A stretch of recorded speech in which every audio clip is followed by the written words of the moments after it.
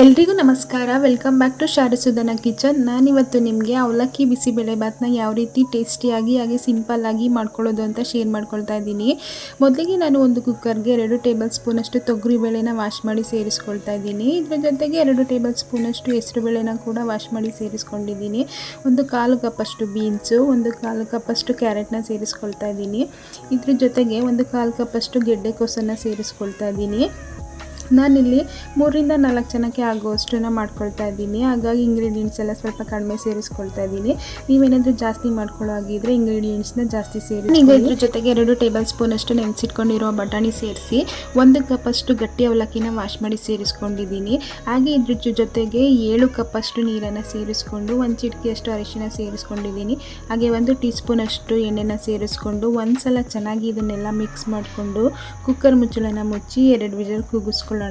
ನೀವು ನೋಡ್ತಾ ಇರ್ಬೋದು, ಈಗ ಕುಕ್ಕರು ವಿಷಲ್ ಆಗಿ ಕೂಲ್ ಆಗಿದೆ. ಈಗ ಓಪನ್ ಮಾಡಿ ನೋಡೋಣ. ನೀವು ನೋಡ್ತಾ ಇರ್ಬೋದು ಅವಲಕ್ಕಿ ಹಾಗೆ ತರಕಾರಿ ಎಲ್ಲ ತುಂಬ ಚೆನ್ನಾಗಿ ಬೆಂದಿದೆ. ಒಂದು ಸಲ ಚೆನ್ನಾಗಿ ಮಿಕ್ಸ್ ಮಾಡಿಕೊಂಡು ಒಂದು ಸೈಡಲ್ಲಿ ಎತ್ತಿಟ್ಕೊಂಡು ಒಲೆ ಮೇಲೆ ಇನ್ನೊಂದು ಪಾತ್ರೆನ ಇಟ್ಕೊಂಡು ಪಾತ್ರೆ ಬಿಸಿ ಆದಮೇಲೆ 2 ಟೇಬಲ್ ಸ್ಪೂನಷ್ಟು ಅನ್ನ ಸೇರಿಸ್ಕೊಂಡಿದ್ದೀನಿ. ಆಯಿಲ್ ಬಿಸಿ ಆದಮೇಲೆ ಸ್ವಲ್ಪ ಸಾಸಿವೆ ಹಾಗೆ ಒಂದು ಸಣ್ಣ ಈರುಳ್ಳಿನ ಸಣ್ಣದಾಗಿ ಹೆಚ್ಚಿ ಸೇರಿಸ್ಕೊಂಡು 2 ಒಣಮೆಣಸಿನ್ಕಾಯಿನ ಸೇರಿಸ್ಕೊಂಡಿದ್ದೀನಿ. ಹಾಗೆ ಸ್ವಲ್ಪ ಕರಿಬೇವಿನ ಸೊಪ್ಪನ್ನು ಸೇರಿಸ್ಕೊಂಡು ಇದನ್ನೆಲ್ಲ ಚೆನ್ನಾಗಿ ಫ್ರೈ ಮಾಡ್ಕೊಳ್ಳೋಣ. ಯಾರಾದರೂ ಹೊಸದಾಗಿ ನಮ್ಮ ವಿಡಿಯೋನ ನೋಡ್ತಾ ಇದ್ದರೆ ನಮ್ಮ ಚಾನಲ್ನ ಸಬ್ಸ್ಕ್ರೈಬ್ ಮಾಡಿಕೊಂಡು ಸಪೋರ್ಟ್ ಮಾಡಿ. ಇದನ್ನೆಲ್ಲ ಚೆನ್ನಾಗಿ ಫ್ರೈ ಮಾಡ್ಕೊಂಡಿದ್ದಾದಮೇಲೆ ಇದ್ರ ಜೊತೆಗೆ ನಾನು ಒಂದು ಮೀಡಿಯಮ್ ಸೈಜ್ ಟೊಮೊಟೊನ ಸಣ್ಣದಾಗಿ ಹೆಚ್ಚಿ ಸೇರಿಸ್ಕೊಂಡಿದ್ದೀನಿ.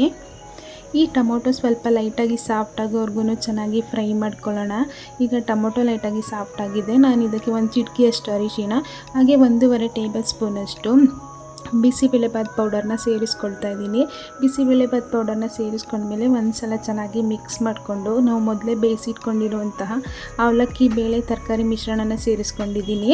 ಹಾಗೆ ಇದ್ರ ಜೊತೆಗೆ 1 ಟೀ ಸ್ಪೂನಷ್ಟು ಹುಣಸೆ ಹಣ್ಣಿನ ರಸನ ಸೇರಿಸ್ಕೊಂಡು 1/4 ಟೀ ಸ್ಪೂನಷ್ಟು ಬೆಲ್ಲನ ಸೇರಿಸ್ಕೊಂಡಿದ್ದೀನಿ. ಹಾಗೆ ರುಚಿಗೆ ತಕ್ಕಷ್ಟು ಉಪ್ಪನ್ನು ಸೇರಿಸ್ಕೊಂಡು ಒಂದು ಸಲ ಚೆನ್ನಾಗಿ ಮಿಕ್ಸ್ ಮಾಡ್ಕೊಳ್ಳೋಣ.